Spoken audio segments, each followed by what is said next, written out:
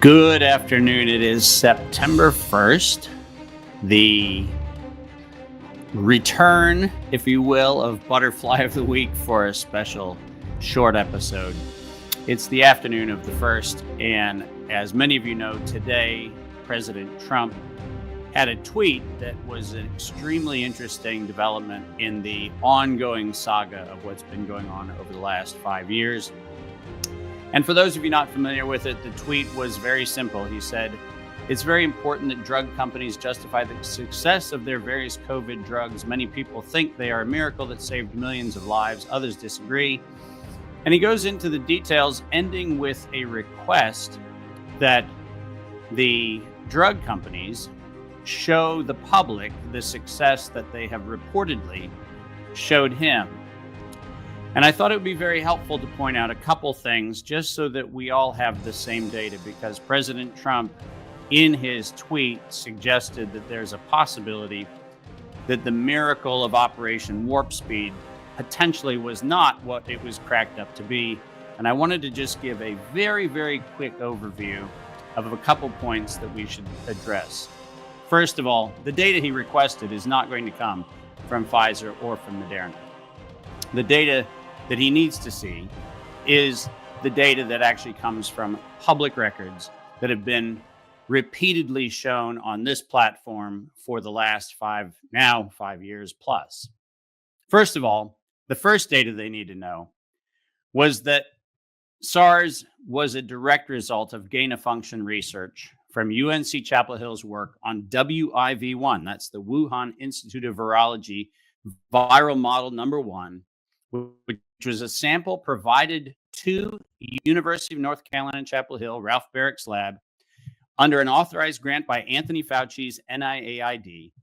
And that sample was transferred in 2014 during the gain-of-function moratorium. There is no question that in 2015, when the paper was published in the Proceedings of the National Academy of Sciences, that the world was put on notice that the Wuhan Institute of Virology virus pathogen bioweapon model was poised for human existence, because that's exactly what they said. It's important for President Trump to know that on October 2014, Anthony Fauci's NIAID violated the law and authorized the gain-of-function research on the Wuhan Institute of Virology virus to move forward at UNC Chapel Hill, while the head fake was to suggest that EcoHealth Alliance was doing it in Wuhan. The fact of the matter is, and is evidenced by the statements in the paper, that the gain-of-function research created the biological weapon that became what we now refer to as SARS-CoV-2. And that was published in 2016. They knew that the ingredients that they were putting in the shots were either deadly or debilitating. Let's start with the deadly. They knew that pseudouridine, as early as 2017, was shown to be the agent that would unleash what we now refer to as turbo cancers. And they knew it was going to be highly problematic, so much so that in 2017, they published a study there that laid out the risks of pseudouridine and what it could do, both in cancer promotion and in the progression of other horrific diseases. They knew that the spike protein was, in fact, going to target the human heart. This data was very evident since 2002, when Ralph Barrick was publishing the research showing that he could get the spike protein to trigger cardiomyopathy and other forms of heart inflammation.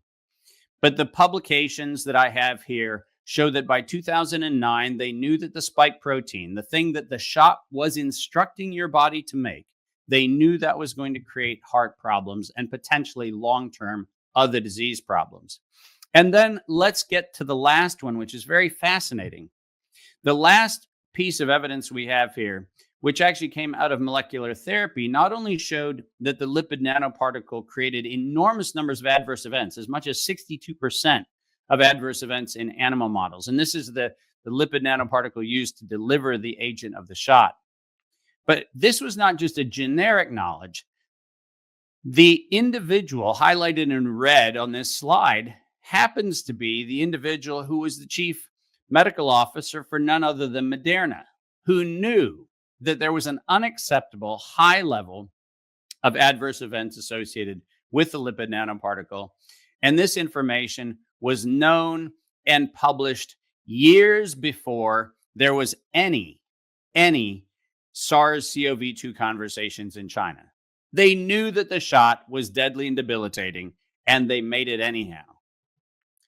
Now, how did they know that it was deadly? Well, let's look at their own words. Let's not try to infer from anything. On September 18th, 2019, one day before President Trump signed the executive order, which was the forerunner to what became what we call Operation Warp Speed, when he signed the executive order on September 19th, 2019, having been instructed to do so by Alex Azar, then the director of the Department of Health and Human Services. They stated at the Global Preparedness Monitoring Board of the World Health Organization that there was going to be a quickly spreading lethal respiratory pathogen that was going to be unleashed for the purpose of creating the reason that the public would accept a universal vaccine by September 2020. Let's review the dates again. The World Health Organization said that in a publication, The World at Risk, on September 18th, 2019, that there would be a lethal respiratory pathogen released.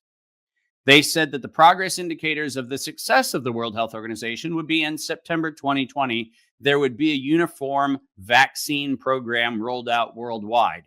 And the day after that publication, on September 19th, 2019, President Trump signed the executive order, which authorized the rapid development of a universal or pan-influenza vaccine program, including the use of DNA and other genetically modified products. So all of this was done well in advance of patient number one. They also knew that the clinical trial, as they configured it, was deceptive and would lead to an outcome that would be misleading. And this is where President Trump needs to have very clear insight. None of the data that was required by the FDA's own publication, which I have here for reference, so anybody can look it up. The FDA stipulated in 2018 that there must be data submitted prior to a clinical trial that talked about things like the immune response, all kinds of clinical outcomes, and specifically laid out the requirements for what vaccine clinical trials must include, none of which were included in what was done for the COVID shots. They changed the definition of what vaccination was. And then what they did was they cunningly used this 2-week period of time between shot 1 and shot 2, so that all of the adverse events that took place in the clinical trial were front-loaded into the immediately after shot 1 population, which was officially classified as unvaccinated, even though they received the shot. What that did was it shifted the adverse events so that the public was deceived into believing that there weren't many adverse events. But the reason why was because to be considered vaccinated in the clinical trial, you had to have 2, not 1 shot.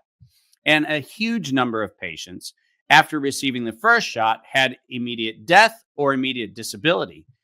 All of those were considered to be either COVID-related illnesses and deaths, and in every case, they were all considered to be, quote, unvaccinated. And this is where President Trump needs to understand that the clinical trials sponsored by Moderna and by Pfizer, to a lesser degree J&J, were set up for deceptive medical practices. This was meant to deceive the president. It was meant to deceive the public.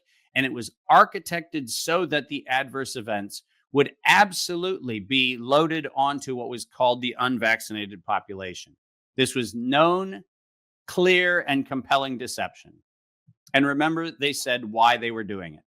They said they were doing it because they needed to, quote, sustain the funding base beyond the crisis.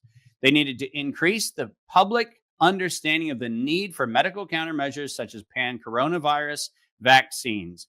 And then they said a key driver is the media, and the economics will follow the hype. We need to use that hype to our advantage to get to the real issues. Investors will respond if they see profit at the end of the process. Mr. President, this was always about the profiteering of the stated financial interests of all of the parties involved. And it never was a public health emergency. It was a horrific coup d'etat to disrupt this country and countries around the world, to destabilize democracies in the name of financial and social gain. That's why they did it. This was about profit. This was about mercenary activities to disrupt the orderly conduct of what became the 2020 elections. And this is the data that Pfizer and Moderna will never show you. But I live right down the road, and I'm happy to make all of this data available to you, to Secretary Kennedy, and to the entirety of the administration, who owes the public the opportunity for the first time to finally get justice for the crimes that were committed under the guise of COVID. Thank you very much for listening, and please share this video.